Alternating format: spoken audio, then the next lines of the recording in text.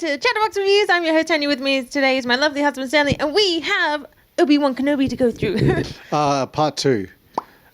So we gave our thoughts on the first episode. Like, I'm kind of glad that they did give us the first two back to straight back, out. After this, there's only 4 more episodes. Crazy, huh? And I'm just kind of like, man, they really should like go into a season 2. There's so many different other stories that we can go with, but we're going to see how this goes, and hopefully, we can get a little bit more Obi-Wan in action, because I know the first episode's like the setup. Yes. Just like every first season is a big setup for what the show and series will always like, kind of the tone will be. So I kind of really like this post freaking Fall of the Republic world, like after Revenge. Like, we kind of dove into that a little bit with Solo, the film Solo, and with Rogue One and a little bit of Rebels. Fallen Order. Yeah, Star Wars Rebels and stuff. Like Fallen Order was like very really post,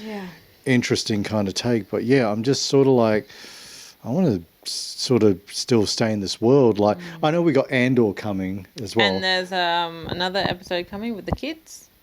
That's going to be after Return of the Jedi. Right, That's our Skeleton Crew that just got announced. Heaps of Star Wars Celebration stuff going on right now, so we want to watch some of that live coverage after this. But anyway, part 2 of Obi-Wan, and it's going to be really like kind of interesting to see like where it goes from here, because what a way to end the last episode that we just watched. Going on an adventure. He's boarding and he's got his lightsaber and stuff. But I think I've got a feeling he's got Anakin's lightsaber as well. So there's a chance we might see Obi-Wan double dueling. Yeah. So here we go. Woo! This looks like Fallen Order planet, but I don't know. That's us when we land up in a different airport or at a train station. Got a map in our hands with our phones. Looks a little bit like Tokyo, doesn't it? Does. Looks wicked. I really like it. Yeah. Makes me want to go back to Japan.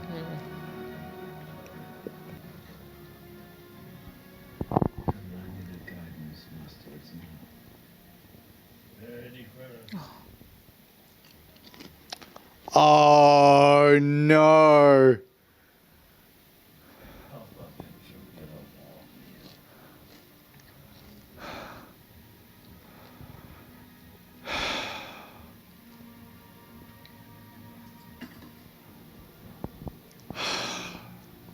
Damn.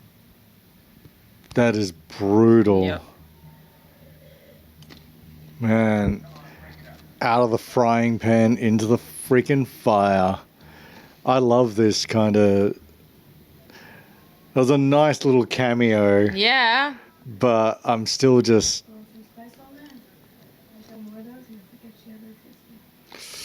Ooh. Oh, man. Brutal.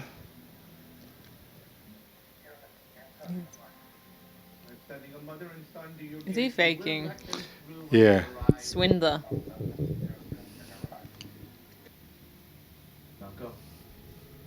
I bet you he's swindling kids to the Empire. Yeah, who knows? Ewan just embodies this character so hardcore. Hasn't missed a beat 20 years later.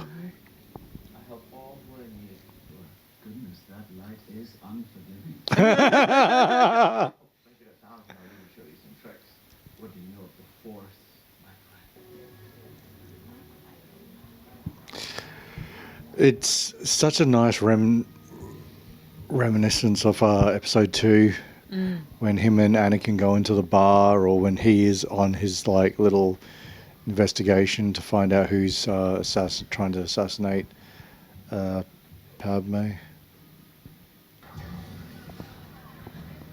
He still remembers a few tricks. Yeah.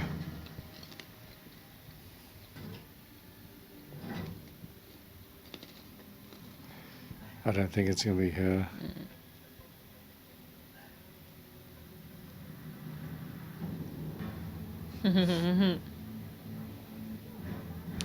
It's a little bit of that Sir Alec Guinness charm.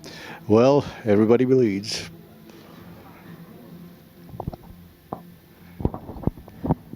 Because I like how Ewan delivers his lines and stuff. Yep. You know, Revenge of the Sith, always on the move.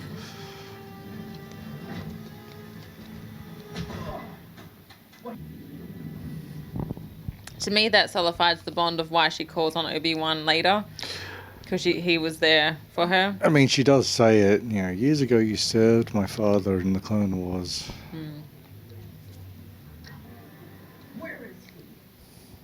Not going to get much out of them.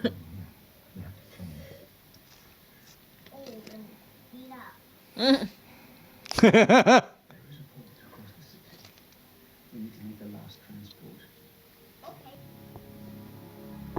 how the Sith work, man. Well, they're not Sith. They're not...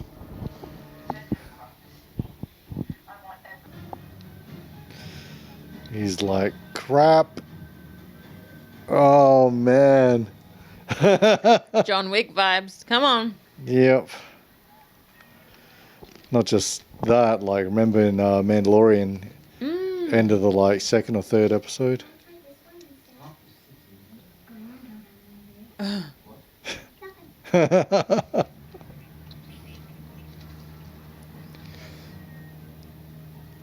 So I'm thinking, what is it? Obi-Wan was 21 or 22 in Phantom Menace. I'm not sure. 10 years goes past for episode 2, so he'd be in his 30s. 4 years in between Revenge and Attack of the Clones. So being his like mid-30s. No, not here. Oh, when? It's in his 30s in episode 2. I think he's nearly 40. Revenge of the Sith. So he's definitely... No, she's wearing her Yeah. Endor type. Very adorable. I like how they addressed it. So- She sounds much older than she is. Yeah.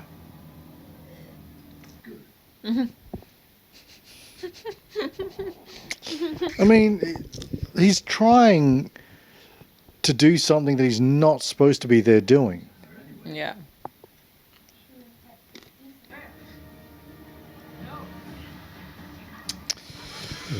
Yeah, how smart is she now?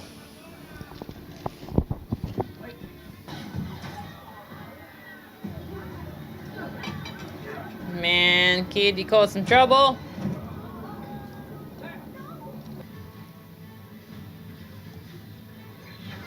What are you gonna do, kid? What are you gonna do?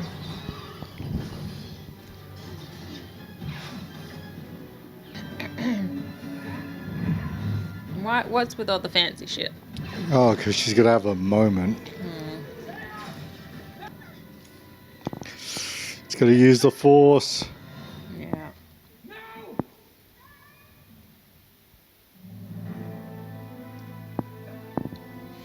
Oh, he's got a Force freaking grabber. Yeah. He hasn't used it in yonks. There it is. Oh, man, it's taken it out of him. Next time I say, don't run.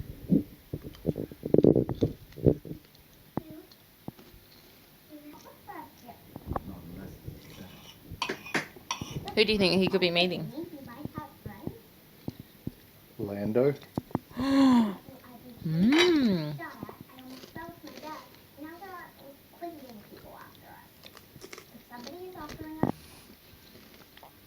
It's really nice. Like, it's not just the fact that he lost Anakin, he lost Padme as well. Yeah. Like, his friends were like legitimately, he's freaking all alone. Because you know both Obi-Wan and Leia survive. Yeah. Because Cal would also be 10 years older. He would be in his 20s. If he shows up in this, you know they're planning a spin-off for him. Well, this looks like his kind of world. Yeah. Lord Vader will be pleased.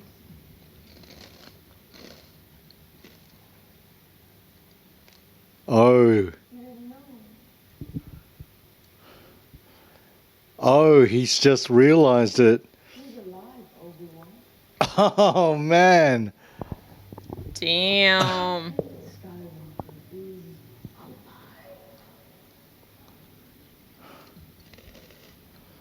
He's been looking for you for a long She's gonna kill him.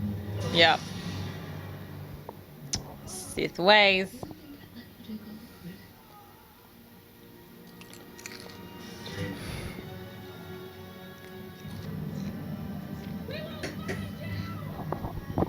So this might take him on the path to actually seek out Anakin. Maybe. I like that. Yeah. Kind of that shock look. Now he's all traumatized.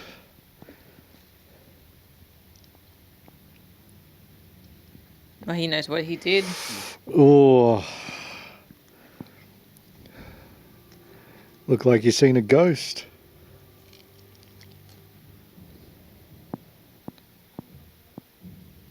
Oh, man. Panic attack.